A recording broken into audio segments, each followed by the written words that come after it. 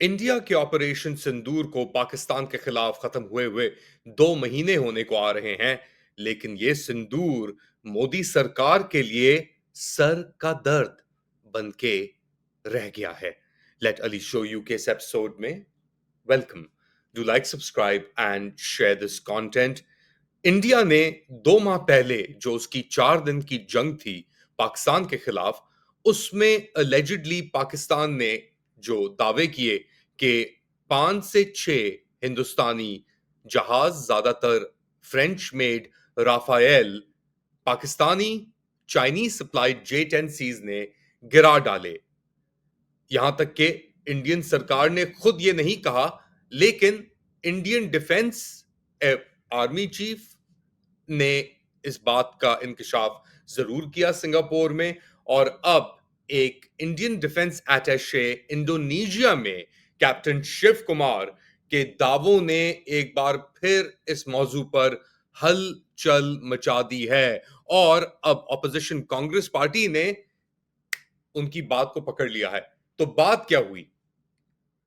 शिव कुमार साहब, जो इंडिया के डिफेंस अटैचे हैं इंडोनेशिया में, उनका दावा है कि इंडियन एयरफोर्स ने कुछ जो अपने जहाज पाकिस्तान के खिलाफ ऑपरेशन सिंदूर में गवाए 7 मई की सुबह को, वो इसलिए था क्योंकि सियासी रुकावटें यानी पॉलिटिकल कंस्ट्रेंट्स थी, जिन्होंने मिलिट्री टारगेटिंग को महदूद रखा, एलिजिडली दहशतगर्द टारगेट्स तक पाकिस्तान के अंदर।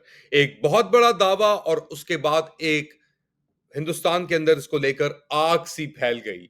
और ऑपोजिशन कांग्रेस पार्टी ने इस चीज को अब पकड़ लिया। खैर, अब तो नहीं, अब इसके बाद एक और पहलू आया, मगर कांग्रेस पार्टी ने कहा कि इंडियन आर्म फोर्सेस भी जानते हैं कि पॉलिटिकल कंस्ट्रेंट्स हमने किस तरीके से अपने आप को आके फंसा लिया। अब एक और बार इस पूरी कथा के अंदर एक डेवलपमेंट आई है, और ये कहा जा रहा है हिंदुस्तानियों की तरफ से, इंडियंस की तरफ से, कि कैप्टन शिव कुमार के जो अल्फाज थे वो आउट ऑफ कॉन्टेक्स्ट लिए गए।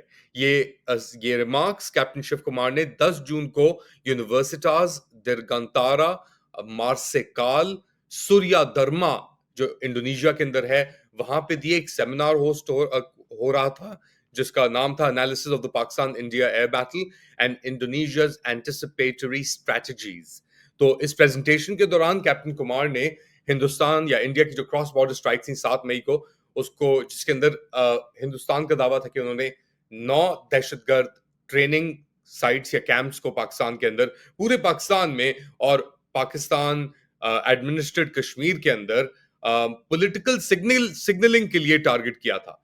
और ये कहा कि कैप्टन शिव कुमार ने कि जिस जो वाहिद कंस्ट्रेंट थी या रुकावट थी इस पूरे मरहले के अंदर, वो ये थी कि जो हुकूमत यानी मोदी सरकार ने आर्म फोर्सेस को दी कि किसी भी मिलिट्री इंस्टॉलेशन को पहले 7 मई को मिलिट्री इंस्टॉलेशन को टारगेट नहीं करें। यानी इंडिया की जो फर्स्ट स्ट्राइक थी उसके अंदर मिलिट्री इंस्टॉलेशंस को टारगेट ना करने के पाकिस्तान के रेगुलर एक मिस कैलकुलेशन थी या कंस्ट्रेंट थी।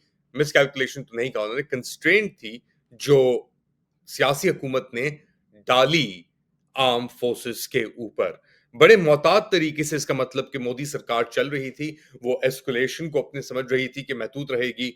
जैसे भावलपुर के अंदर उनका दावा था जमात उद दावा के कैंप्स को टारगेट उनका करना, and so on so fourth. LEJ के कैंप्स को भी उन्होंने टारगेट किया। LET के कैंप्स को उन्होंने एलिजिडली टारगेट किया।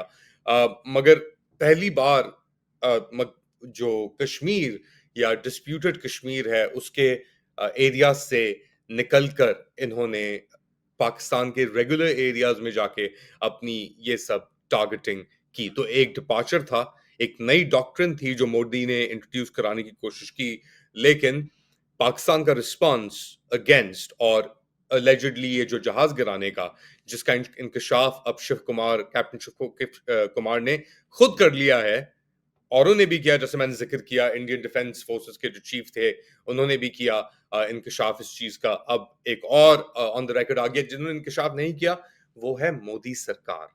अजित डोभाल, अमित शाह और मोदी सरकार ने इंकशाफ नहीं किया।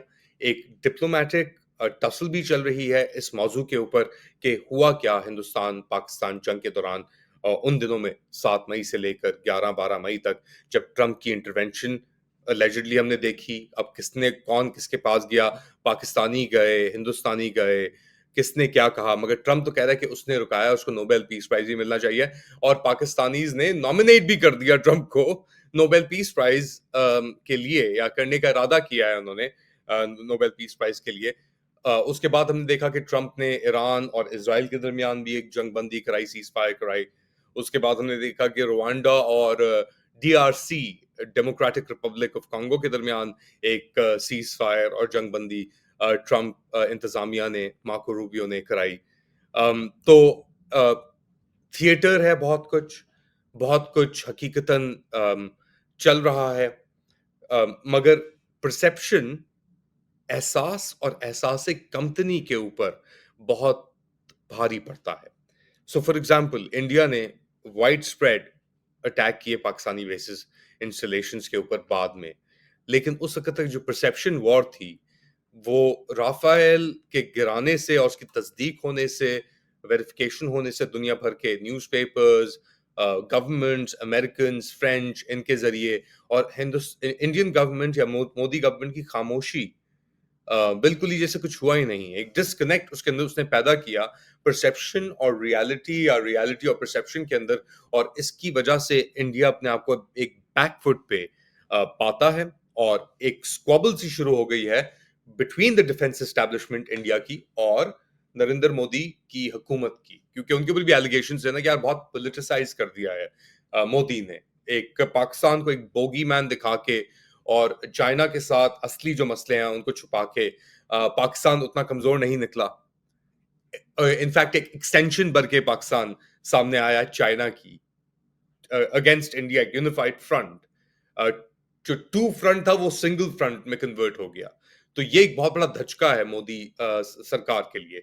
और अब ये बातें कि इन्होंने भाई एक पॉलिटिकल कंसिडरेशन के अंदर हमें तो अपना काम ही नहीं करने दिया कि हम जिस तरीके से हम करना चाहते थे, और हमें फॉर एग्जांपल एक ये एक फॉर्मल सीज फायर नहीं हुई, ये भी उन्होंने कहा, शिव कुमार ने, by the way captain Shiv Kumar ने, कि ये एक वक्ती सेसेशन ऑफ हॉस्टिलिटीज है, कि वक्ती तौर पे जंग बंदी हुई है, ये एक लॉन्ग टर्म नहीं है, कि इंडिया के पास फिर भी एक राइट है, रिजर्व करता है कि वो अटैक कर सके, रिस्पॉन्स कर सके अब किसी भी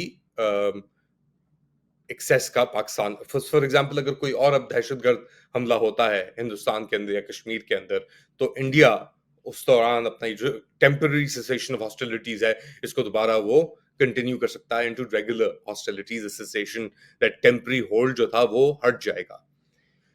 डेफिनेटली खतरनाक सिचुएशन। इंडिया के अंदर इसको लेकर बहुत डिबेट, पाकिस्तान के अंदर इसको लेकर बहुत ब्रवाडो। हकीकत क्या है, कहाँ नहीं, पाकिस्तान प्रिपेयर्ड भी है, नहीं भी, उसके अपने कंसिडरेशंस हैं, वेस्ट के साथ लेकर, ईरान को लेकर, चाइना को लेकर, और इंडिया के भी ऑब्वियसली बहुत ही एक डिफिकल्ट बैलेंसिंग एक्ट है, क्योंकि इंडिया के पीछे पड़े हैं ये लोग जो रशिया से उसने सस्ता तेल लिया था। अब इन्होंने अपने दिमाग में डाला कि हम इंडिया को भी एक एग्जाम्पल बना के दिखाएंगे कि हाउ डेयर यू।